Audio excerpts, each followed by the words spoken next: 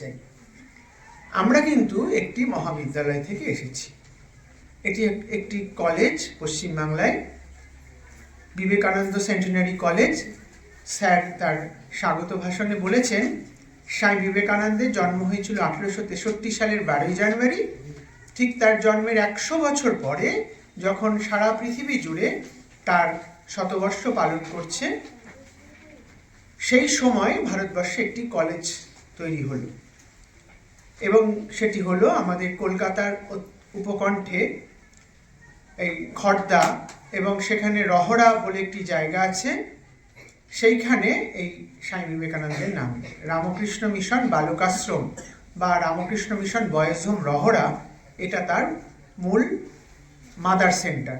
তার আন্ডারে অনেকগুলি শিক্ষা প্রতিষ্ঠান আছে, এবং বলতে পারো এই রহড়া রামকৃষ্ণ মিশনটি একটি এডুকেশনাল হাব। এবং শুধু শিক্ষা প্রতিষ্ঠানের জন্য সারা ভারতবর্ষে এর পরিচিতি তা নয়, আরেকটি কারণেও এর পরিচয় আছে, সেটি হলো one of the biggest orphan section. প্রায় 850 অনাথ ছেলেরা এখানে থেকে পড়াশুনো করে এই প্রতিষ্ঠানে, রামকৃষ্ণ মিশনে। তারই একটি শাখা ইউনিট এই Ramakrishna mission Vivekananda centenary college Rahara. এটি বর্তমানে, আমি তোমাদের কাছে বললাম যে তোমাদেরকে আমরা একদম সময় নষ্ট করার জন্য এখানে আসিনি, ওই জন্য একটু পরিষ্কার হওয়া যায়, কতগুলি কমার্শিয়াল বুদ্ধিতে আমরা আগে ক্লিয়ার হয়ে যাই। কারণ আমরা প্রথমেই কোনো জায়গায় গেলে দুটো জিনিস দেখি, এখানে গিয়ে আমার লাভ কি হবে, কেন আমি সময় নষ্ট করব। আমাদের কলেজের ছেলেরাদের ক্ষেত্রেও আমরা সেইটা পরিষ্কার করে দিই প্রথম সময়। আমাদের প্রথম কলেজের যে সূচি, মানে তার যে ক্লাসের সূচিতে প্রথম ক্লাসটি নেন আমাদের পূজনীয় অধ্যক্ষ মহারাজ।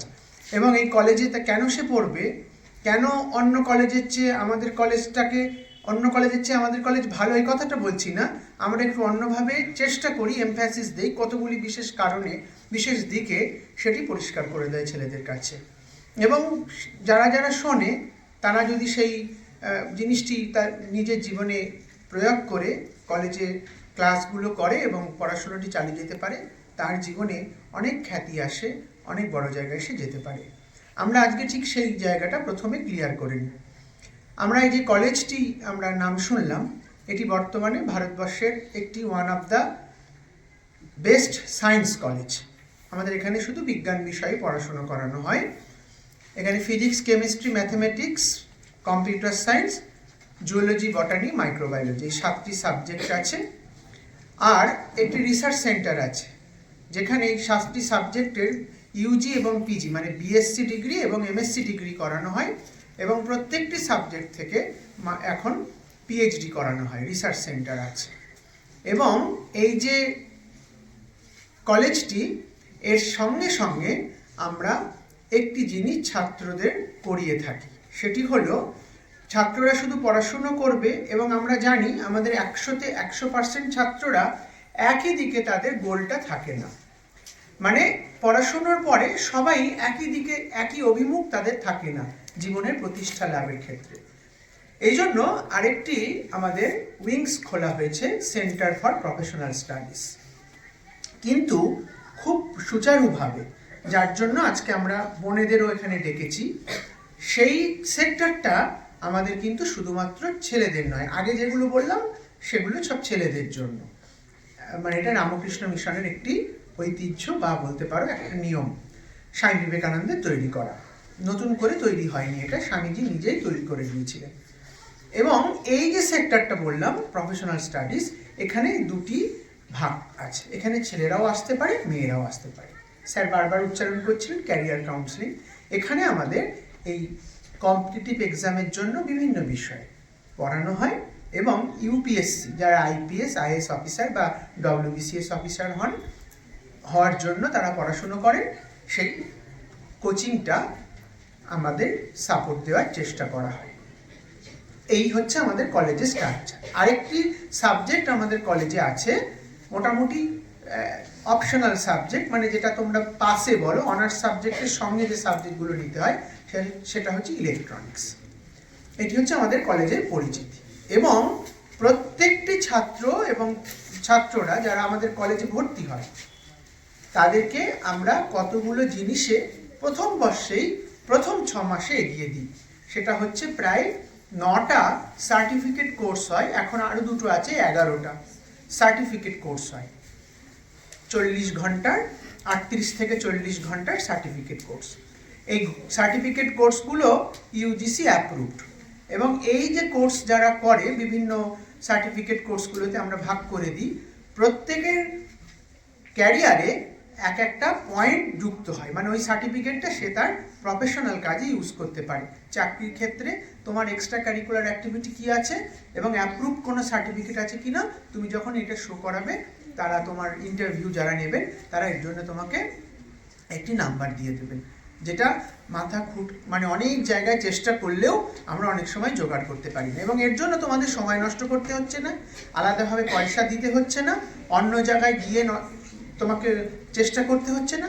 তুমি পড়াশুনো করছো, সেই পড়াশুনোর সঙ্গে সঙ্গে part of our college curriculum আমরা এটাকে প্রত্যেকটা ছাত্রকে আমরা প্রোভাইড করি। সঙ্গে সঙ্গে আমাদের ওখানে কলেজটাতে আমরা এমনভাবে স্বামীজির থিম নিয়ে, আমাদের হেড স্যার বলছিলেন প্রথমে যে আমরা 3টে শিক্ষার একটা সমান্তরাল দিক দিয়ে এগিয়ে নিয়ে যাওয়ার চেষ্টা করি। সবটাই বলছি চেষ্টা করি, কারণ এখানেই যে আমরা কথা বলছি বা বলবো বা বলবেন সবাই যে আমরা সমানভাবে নেব তা নয়, আমরা চেষ্টা করছি এত দূর থেকে এসে তোমাদের কাছে এই কথাগুলি বলার। তো সেই জন্য আমরা চেষ্টা করি। কি করি? প্রথম হচ্ছে আমাদের কলেজে, যেটা অনেক পরে গভর্নমেন্ট অফ ইন্ডিয়া তার যে ইউজিসি যে সেক্টরটি আছে, যেটা আমরা বলি না ইউজিসির আন্ডারে সমস্ত কলেজগুলি থাকে, ইউনিভার্সিটি গ্র্যান্ট কমিশন, তাদের মাধ্যমে অনেক পরে সেটা চারিদিকে সমস্ত ভারতবর্ষের সমস্ত বিদ্যালয়, মহাবিদ্যালয় এবং বিশ্ববিদ্যালয়গুলিতে প্রোপাগেশন করছে, মানে চালু করার চেষ্টা করছে। সেটা আমাদের কলেজ অনেক আগে থেকে 1963 সাল থেকেই শুরু করেছে। সেটা হচ্ছে প্রথম একটি জীবন, আমরা একটি ছাত্র যখন আমাদের কাছে আসে তাকে একটা পূর্ণাঙ্গ মানুষ তৈরি করে পাঠানোর চেষ্টা করি। একটি মানুষ পূর্ণাঙ্গ হয় কি করে? তার 2টো দিক থেকে। একটা হচ্ছে সে অত্যন্ত ভালো ছেলে হবে, অর্থাৎ ভালো চরিত্রের অধিকারী হবে, যেটা স্যার বলছিলেন, যেটা হচ্ছে স্বামী বিবেকানন্দ আমাদেরকে বারবার এই বিষয়টা নিয়ে খুব বলে গেছেন। তার কারণও আছে, সেটা বলার চেষ্টা করা হবে পরে। আর আরেকটি হচ্ছে, শুধু তুমি তোমার খুব ভালো ছেলে হলে, খুব সুন্দর জীবন হলো, কিন্তু তুমি ওই জীবনটা নিয়ে ঘরের মধ্যে বসে আছো। ধরো তোমার জীবনে অনেক কিছু আছে, তুমি অনেক কিছু পেয়েছো, কিন্তু তুমি 4 দেয়ালের বাইরে বেরোও না, কি হবে তাতে? তুমি একটা সুন্দর জীবন তৈরি করেছো, তুমি একটা খুব ভালো সুন্দর ফুল গাছ তৈরি করেছো, তুমি কাউকে দেখতে দাও না, কোনো মৌমাছি প্রজাপতি আসতে দাও না, তুমি কাউকে তার সঙ্গে মিশতে দাও না, তার কি দাম আছে? কি যায় আসে? আরেকটি জিনিস সঙ্গে সঙ্গে, যে তুমি যেমন খুব ভালো চরিত্রের অধিকারী হবে, এটা তোমার প্রথম ক্রাইটেরিয়া। আরেকটি হচ্ছে তুমি ভালো ক্যারিয়ারও তোমার যাতে ভালো তৈরি হয় সব দিক থেকে। এই 2টি সি, একটা হচ্ছে ক্যারেক্টার, একটা ক্যারিয়ার, এই দুটো যদি সমানভাবে তুমি নিজেকে এই তোমার সঙ্গে জীবনে বড় হওয়ার সঙ্গে সঙ্গে যদি সমানভাবে এগোতে পারে, তাহলে তুমি একটা পূর্ণাঙ্গ মানুষ, তুমি একটা সাকসেস মানুষ, তুমি একটা পরিপূর্ণ মানুষে পরিণত হতে পারো। আমি যে কথাটি বলছি তুমি চোখ বুঝাও, তোমার চারিপাশে তোমার সিনিয়র দাদা বা দিদিদের জীবনটা দেখো, দেখে আমি যে কথাটি বললাম তুমি হাত তুলে বলো যে আপনি পুরোপুরি ভুল বলেছেন, আমি এক্ষুনি আমার কথা বলা বন্ধ করে দেবো। তুমি ভেবে দেখো, আমরা চেষ্টা করি। এই যে বললাম প্রথমটি, যেটা হচ্ছে ভ্যালু এডুকেশন, মূল্যবোধের শিক্ষা, এর জন্য আমাদের কলেজে আলাদা করে ক্লাস শুধু না নেওয়া হয় তা নয়, ছেলেদেরকে এই সমস্ত কাজের সঙ্গে আমরা ফিজিক্যালি যুক্ত করার চেষ্টা করি। আমরা চেষ্টা করে যে সম্পূর্ণটা করতে পারবো তা নয়, আমরা তাকে একটা থিম, তাকে একটা মডেল শিক্ষার তাকে সুযোগ করে দিই এই 3টি বা 4টি বা 5টি বছর। প্রথম। দ্বিতীয় হচ্ছে বললাম, আমরা এই যে একটি ছেলে খুব ভালো রেজাল্ট করলে তার দিক কোন দিকে হতে পারে সেটা তো আমাকে বলার দরকার নেই, তোমরা জানো। সঙ্গে সঙ্গে যে প্রথম বললাম সবার অভিমুখ বা সবার গন্তব্যস্থলে এক জায়গায় নয়, ওই জন্য এই প্রফেশনাল স্টাডিজের মাধ্যমে তাকে আরও ভ্যারাইটিস জীবনে প্রতিষ্ঠার স্বাদ আমরা পাইয়ে দেওয়ার চেষ্টা করি। এবং এই নিরিখে সমস্ত ভারতবর্ষের যে কলেজগুলো আছে তোমরা জানো, 2টি বিষয়ে তার মানাঙ্ক নির্ধারিত হয়, এখনো পর্যন্ত গভর্নমেন্ট করে তার হায়ার এডুকেশন দপ্তরের মাধ্যমে। একটি হচ্ছে ন্যাক আর একটি হচ্ছে NIRF, national institutional ranking frame. একটি অনলাইনে মূলত হয় আর একটি ফিজিক্যালি হয়। ন্যাক যেটি সেটি ফিজিক্যালি হয়।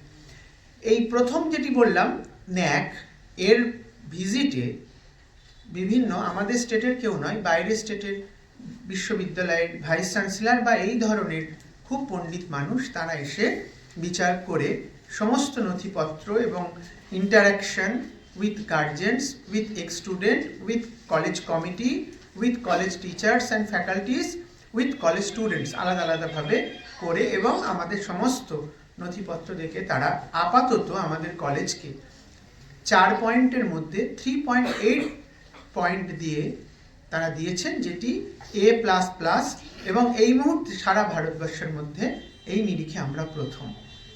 এবং NIRF র্যাঙ্কিংয়ের কথা বললাম, সেটি মানাঙ্কে আমরা এই মুহূর্তে পশ্চিমবাংলার মধ্যে যতগুলি কলেজ আছে তার মধ্যে প্রথম, এবং সারা ভারতবর্ষের নিরিখে আমরা 6ষ্ঠ স্থানে আছি।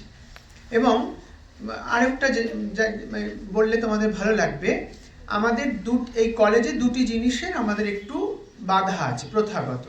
একটি হচ্ছে আমাদের হোস্টেল নেই, আর একটা হচ্ছে বললাম আমাদের বোনেদের স্বামীজির তৈরি করা নিয়ম আমরা ভাঙতে পারি না, সাহস নেই, এই দুটো নেই। এবং ওই যে মানাঙ্কের মধ্যে র্যাঙ্কিংয়ের মধ্যে NIRF র্যাঙ্কিংয়ে